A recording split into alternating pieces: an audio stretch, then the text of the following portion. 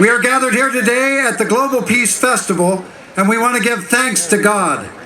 The movement we are creating promotes a new vision that peace can be realized with the blessing of God. Therefore, when faith leaders come together with a shared love for God, they have the power to move heaven and open hearts and tear down walls. We have seen great progress through this effort in the Middle East and throughout the world. We are confident that diplomatic efforts combined with the power of prayers of faith leaders will succeed. Faith traditions are not about mere toleration of one's prayers and rituals. A true interfaith experience is a celebration of the core principles that bind all God-affirming people together as one family. When we remember our common origin and our common heritage, our eyes open like that holy song, Amazing Grace. And you see the light. The light that is rooted in an obvious truth that all people, regardless of creed, race, culture, and nationality, is indeed one family under God, Aju. The dream of God to create one family under God. We shall be the owners of one family under God. Aju. Thank you very much. May God bless you and your families and this great nation of America. So I come to you with agape love, unconditional love, the love from the heart of the divine, the love that dissolves everything unlike itself. And we say today, it is not the words you speak, but the love we share. Our love shared from the heart is the true prayer. We come into this world to live a life of purpose. And our purpose is not the jobs that we have, nor the lifestyles that we live. But our purpose is to express more of the divine in every moment. To express the fullness of love and joy and beauty and peace. For in praying, we don't get what we say, or what we think, or what we visualize. We get what we feel. So if we enter into the prayer field with fear, anger, resentment, we send out into the world a web of vibration that brings to us more of those things that bring us fear, anger, and hatred. So we, the women of the world, say to you today, before you utter a single word of prayer, clear the heart. For the heart is the first organ that forms in the embryo. It is the first sign to the mother and the doctor that quilt, doing some problem solving in that way. I know fourth grade's looked at a little bit with regard to geometry and how would we piece that quilt together. Boys and girls, we're so lucky that Emily's grandmother has finished our beautiful quilt piece. And remember, students are being involved in putting the quilt together, but we're relying pretty heavily on parents to help us do the actual piecing. And depending on the grade level of the kids, for instance, the first grade 36 by 36 square, the parents have sewn the pieces together, but then working with the parents, the children are actually knotting that quilt. Thank you. Well, I read what they wrote. They said the picture that we painted is about having all countries around the world come together and sign a peace paper. It's important because if one country is in trouble with weather disaster, we can help them with food and clothing. Because who knows, one day our country, the United States, the Sudan, or any other country would need help too. It's good because we know who to count on and we know no country would want war. We need to work harder on uniting because peace in the world makes one happy family. So these kids have really given us some thought, and the quilt contains their feelings, not only their illustrations, but their feelings of what peace on earth will be like.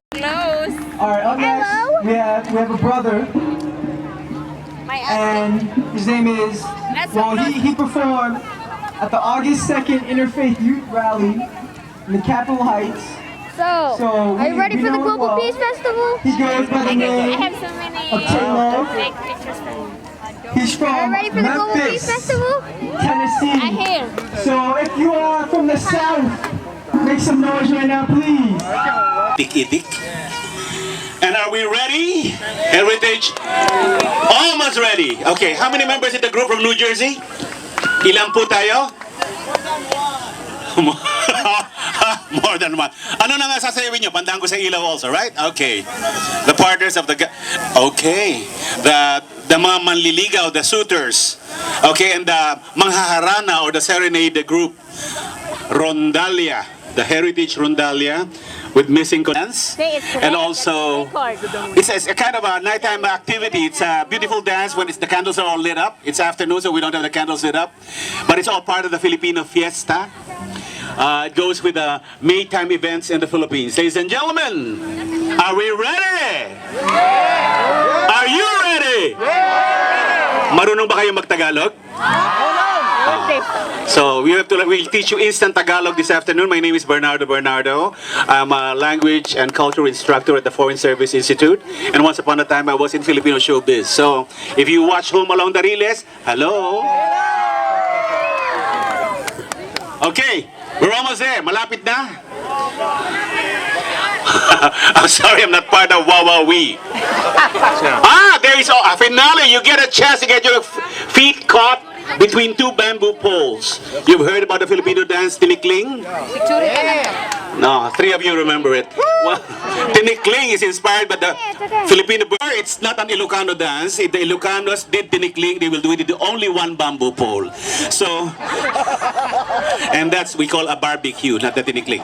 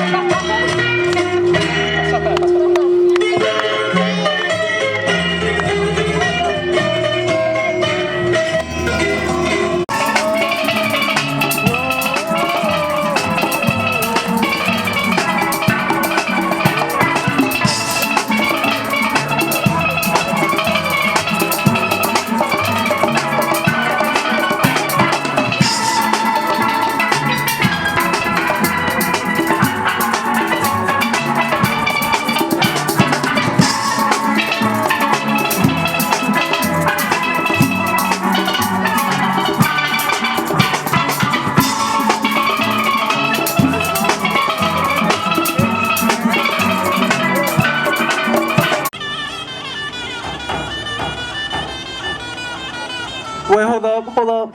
1 second. Sorry. Little technical difficulties. Little iPod. Nano, right? That's why you should get the original. It's bigger. I think they're ready.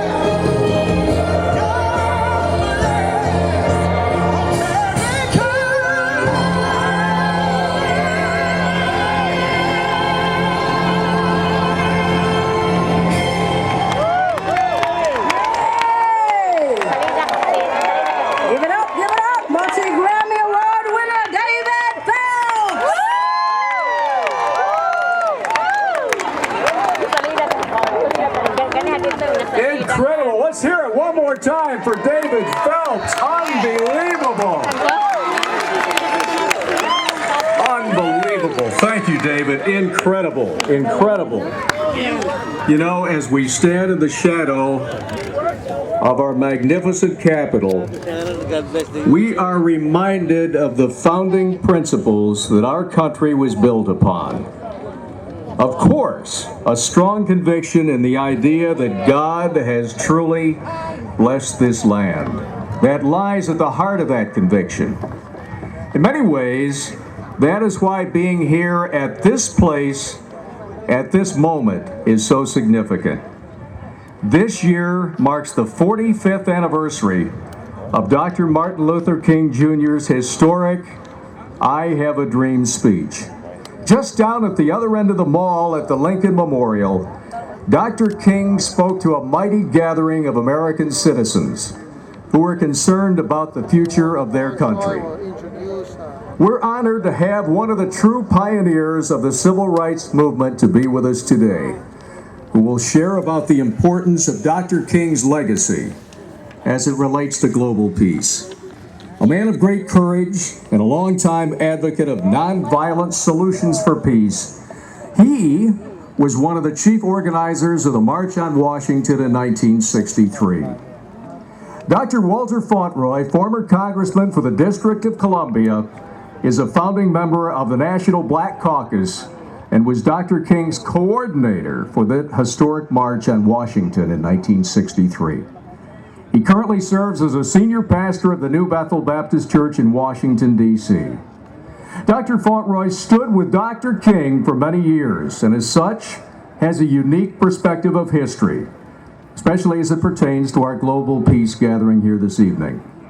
Please stand. I ask you to stand and give a warm welcome to the Reverend Walter E. Fauntleroy.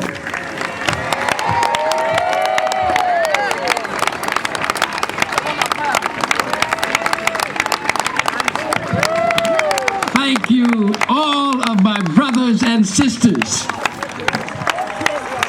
And since we are brothers and sisters, that means that we are one. But we as a people will get to the promised land. He was talking about all people. He was talking about black people and white people and red people and brown. He was talking about one family under God.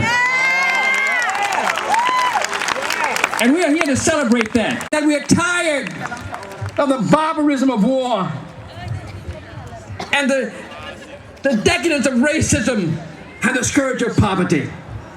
And it's time to move over into the promised land. We've come to declare that we are going to reap the harvest